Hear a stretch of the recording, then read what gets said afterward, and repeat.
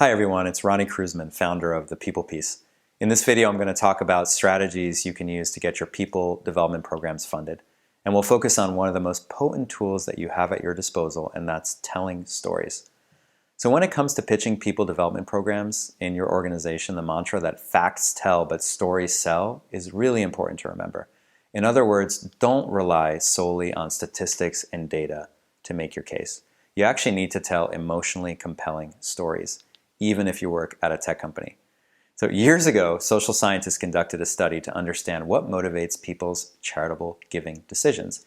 In one example, study participants were giving tools, facts and statistics, reams of those, about the challenges and suffering of millions of people, along with a request for a contribution. And in the second example, participants were told a story about one single individual, a young girl in Mali named Rokia, and her specific day-to-day challenges, along with clear impact a single donation would have on her life. Guess which appeal got more support? Not surprisingly, people were much more willing, actually by a 2-to-1 ratio, to donate to the individual cause rather than the collective cause, even though it only focused on one person. Actually, because it only focused on one person.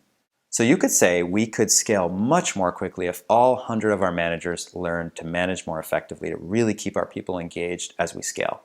And that's a really compelling argument, and it's an important argument. Or you could say, hey, have you met Aditi? Remember her from onboarding 3 months ago? She was just promoted to management just 3 months in. She's totally new manager in our AI group now. She's really bright and determined. She's never managed before. She's asked me a few times now, what training can we give her? And I want to be able to tell her, we have an outstanding program you can start this fall that will help you feel confident and equipped to manage. And I bet that would bring her a lot of relief and really help her succeed. Feel the difference? So tell stories to illustrate the value of people development. Talk about Aditi and how manager training is helping her and her team thrive. Talk about Fred and how group members are seeing him lead in a whole new way because of the coaching he's received.